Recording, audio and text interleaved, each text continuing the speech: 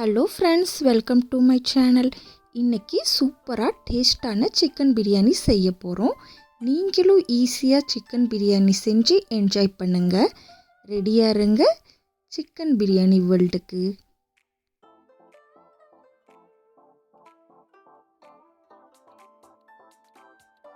First நீங்கள் பிரியாணி செய்கிறதுக்கு ஒரு பாத்திரத்தை எடுத்துக்கோங்க.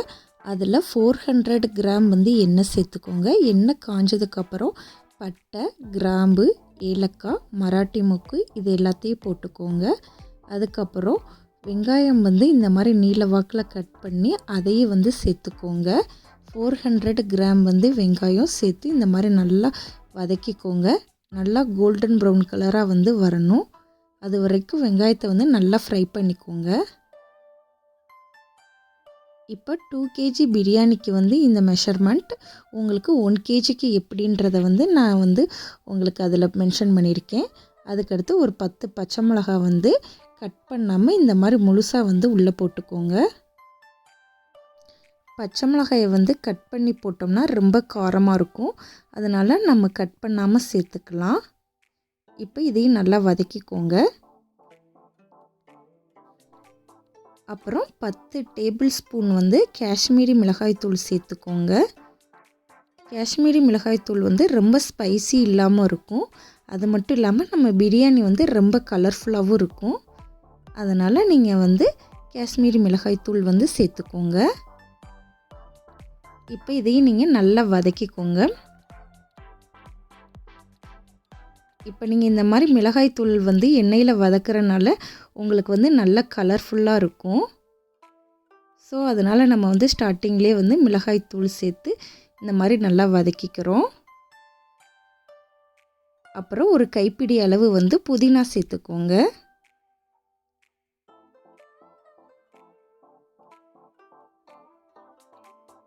இப்போ அதையும் நல்லா வதக்கிக்கோங்க.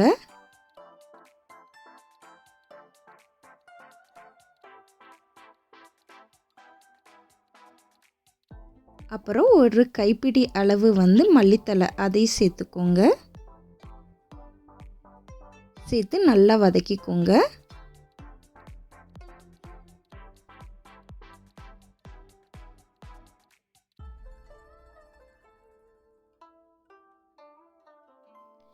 இப்போ இஞ்சி பூண்டு பேஸ்ட் சேர்க்க போகிறோம். இப்போ சப்போஸ் நீங்கள் 1 kg அளவு பிரியாணி செய்ய போகிறீங்கன்னா இஞ்சியோட அளவு 125 கிராம் சேர்க்கணும். பூண்டோட அளவு 75 கிராம் சேர்க்கணும். ஸோ டோட்டலாக 200 கிராம் சேர்த்துக்கோங்க. இப்போ 2 கிலோ 3 கிலோ பிரியாணி செய்ய போகிறீங்கன்னா 400 கிராம் 600 கிராம் அப்படின்றது அளவை நீங்கள் இஞ்சி பூண்டோட அளவை கூட்டிக்கோங்க. இப்போ இதை நல்லா வதக்கி விட்டுக்கோங்க.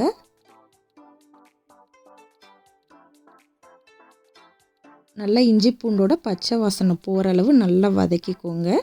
வதங்கினதுக்கப்புறம் இந்த மாதிரி நீளமாக கட் பண்ணி வச்சுருக்கிற தக்காளி சேர்த்துக்கோங்க. 1 கிலோ பிரியாணிக்கு 400 கிராம் அளவு தக்காளி சேர்த்துக்கணும். நீங்கள் எவ்வளவு கிலோ பிரியாணி செய்ய போகிறீங்களோ அதுக்கு ஏற்றாப்பில் தக்காளி சேர்த்துக்கோங்க. அதாவது தக்காளியும் வெங்காயமும் ஈக்குவல் கிராமில் இருக்கணும். தக்காளி 400 கிராம் எடுத்திங்கன்னா வெங்காயமும் 400 கிராம் எடுத்துக்கோங்க. இப்போ தக்காளியை நல்லா வதக்கிடுங்க.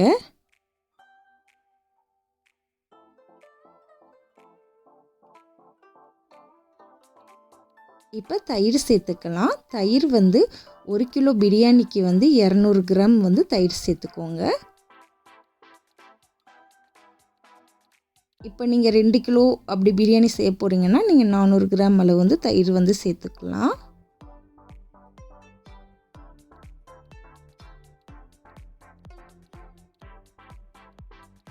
இப்போ நல்லா மிக்ஸ் பண்ணிக்கோங்க.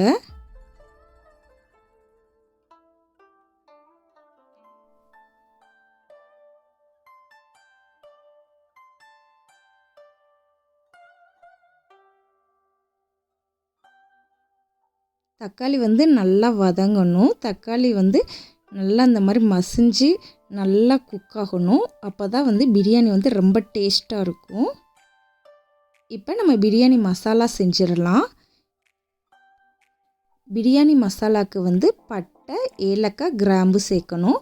இப்போ 1 கிலோ பிரியாணிக்கு வந்து பட்டை வந்து 1 கிராம், ஏலக்காய் வந்து 1 கிராம், கிராம்பு வந்து 5 கிராம் சேர்க்கணும். ஸோ 5:1ன்ற கணக்கில் வந்து சேர்த்து நல்லா பவுடர் பண்ணிக்கோங்க.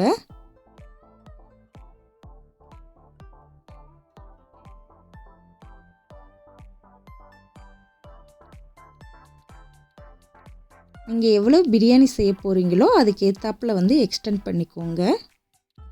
அவ்வளோதான். இதை நல்லா பவுடராக அரைச்சிக்கோங்க. இப்போ வந்து இன்னொரு பாத்திரத்தில் வந்து தண்ணி சேர்த்துக்கோங்க. அரிசியை வந்து குக் பண்ணுறதுக்காக நல்லா இந்த மாதிரி வந்து கிண்டி விட்டுக்கோங்க. அப்போ தான் வந்து ஈக்குவலாக வந்து எல்லாமே வந்து நல்லா குக் ஆகும்.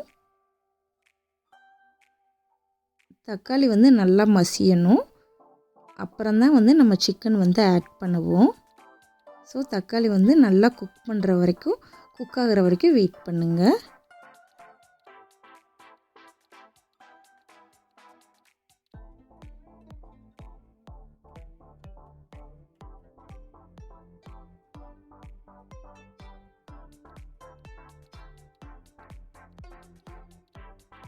இப்போ நம்ம வந்து பிரியாணி மசாலா வந்து ஆட் பண்ணிக்கலாம். இப்போ 1 கேஜி பிரியாணி செஞ்சிங்கன்னா 1 ஸ்பூன் போட்டால் போதும். இப்போ 2 கேஜி பிரியாணி செய்கிறோம், அதனால் நாங்கள் வந்து 2 ஸ்பூன் வந்து ஆட் பண்ணிக்கிறோம். இப்போ அதையும் சேர்த்து நல்லா மிக்ஸ் பண்ணிக்கோங்க.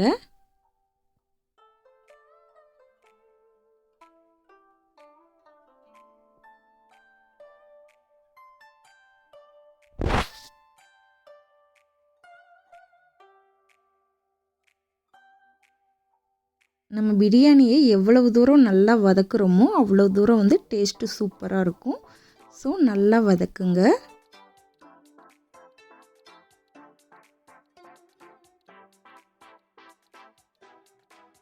இப்போ வந்து நம்ம வந்து உப்பு சேர்த்துக்கலாம்.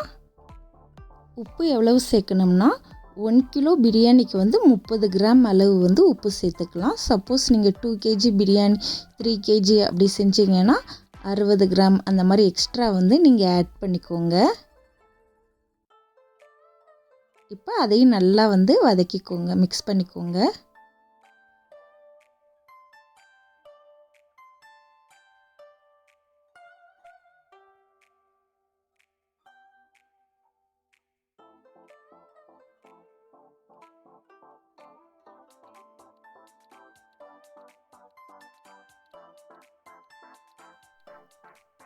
இப்போ தண்ணி நல்லா கொதிச்சுக்கிட்டு இருக்கு.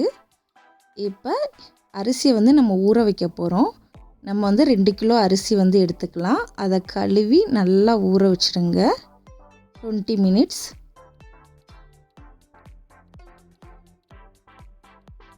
பாருங்கள், நல்லா சூப்பராக வந்து பிரியாணி மசாலா வந்து ரெடி ஆகிக்கிட்டு இருக்கு.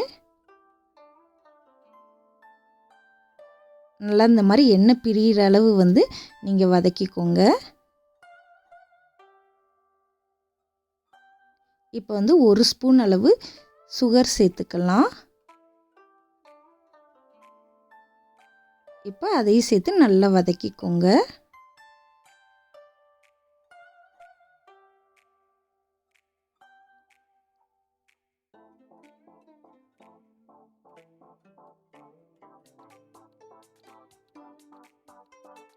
இப்போ வந்து சிக்கன் வந்து ஆட் பண்ணிக்கலாம். நல்லா சிக்கன் வந்து பிரியாணிக்கு இந்த மாதிரி பெரிய பெரிய பீஸாக இருந்தால் சூப்பராக இருக்கும். அப்போ தான் பிரியாணியில் வந்து ரொம்ப எலும்பெல்லாம் இல்லாமல் இருக்கும். அதனால் குட்டி பீஸா வந்து ஆட் பண்ணக்கூடாது. நல்ல பெரிய பீஸா வந்து இந்த மாதிரி பிரியாணிக்கு ஆட் பண்ணிக்கோங்க. இப்போ மசாலா எல்லாம் வந்து சிக்கனில் படுற மாதிரி நல்லா மிக்ஸ் பண்ணணும்.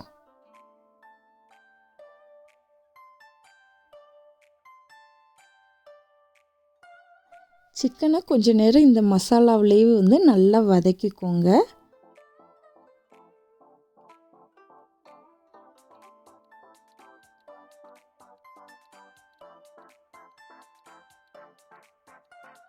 இப்போ நம்ம வந்து தேவையான அளவு வந்து தண்ணி சேர்த்துக்கலாம்.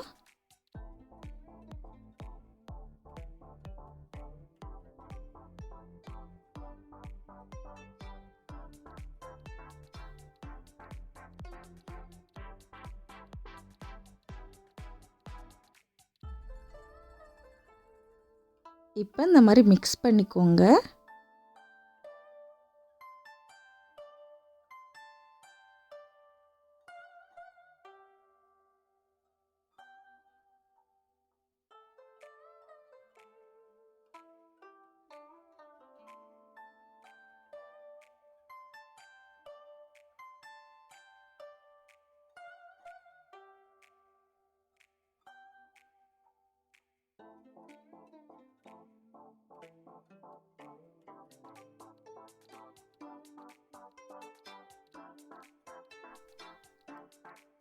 இப்போ சிக்கன் வந்து நல்லா குக் ஆகணும். ஸோ நம்ம வந்து மூடி போட்டு மூடி வச்சுருவோம்.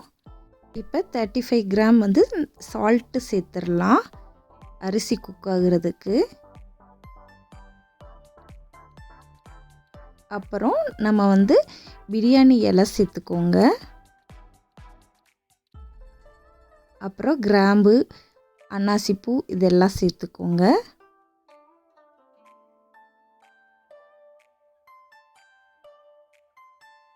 மராட்டி மொக்கு, ஏலக்காய், அப்புறம் கொஞ்சம் எண்ணெய் இது எல்லாமே சேர்த்துக்கோங்க.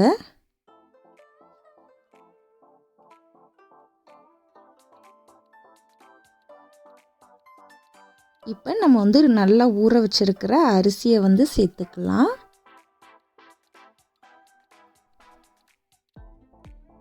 நல்லா தண்ணியெல்லாம் வடிச்சிட்டு வந்து நீங்கள் சேர்த்துக்கோங்க.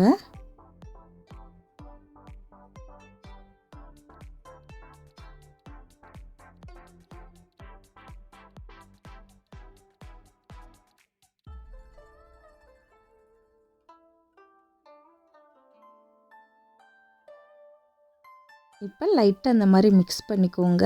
ரொம்ப மிக்ஸ் பண்ணாதீங்க, லைட்டாக, இல்லாட்டினா அரிசி வந்து உடஞ்சிரும்.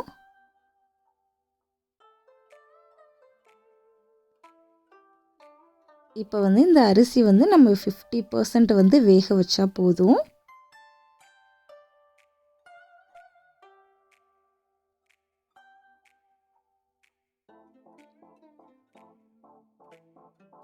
நீங்கள் 50% வந்து வெந்துருச்சுன்னு எப்படி கண்டுபிடிக்கிறதுனா, அரிசியை பார்த்தாலே தெரியும், அதில் கோடு கோடாக இருக்கும். அந்த மாதிரி இருந்துச்சுன்னா 50% வந்து அரிசி குக் ஆயிடுச்சுன்னு நம்ம கண்டுபிடிச்சிடலாம்.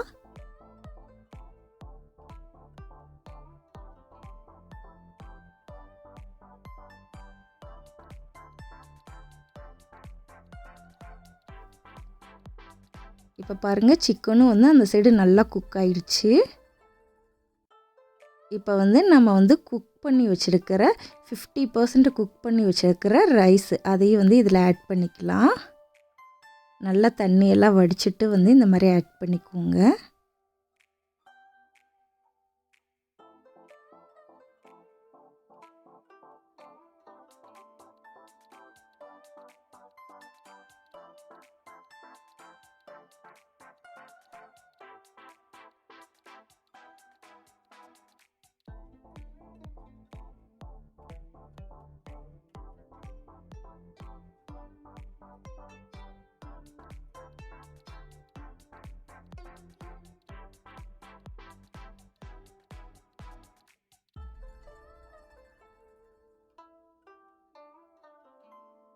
அவ்வளோதான். இப்போ ரைஸ் எல்லாம் நம்ம ஆட் பண்ணிட்டோம்.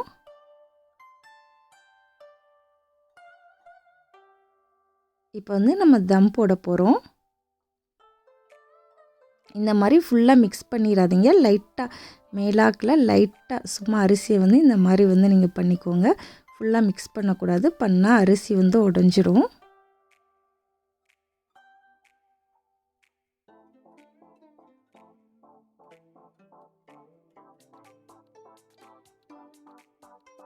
இப்போ நம்ம மூடி வச்சிடலாம்.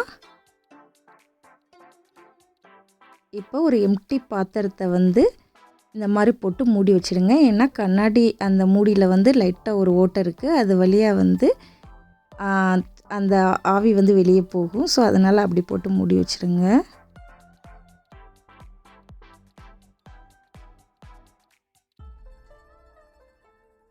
அதுக்கடுத்து நம்ம அரிசியை வந்து குக் பண்ணி வடிச்சிருக்கிற தண்ணி அது வந்து ரொம்ப ஹீட்டாக இருக்கும்.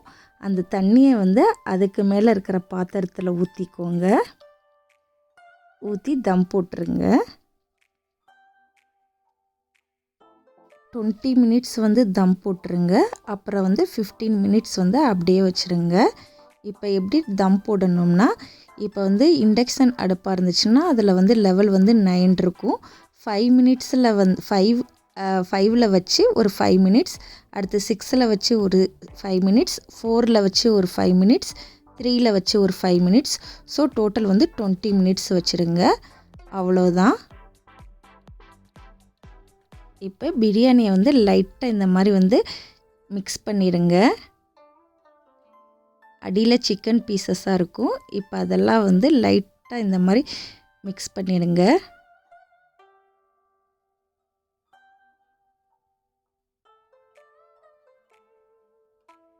அவ்வளவுதான், சூப்பரான சிக்கன் பிரியாணி வந்து ரெடி ஆயிடுச்சு.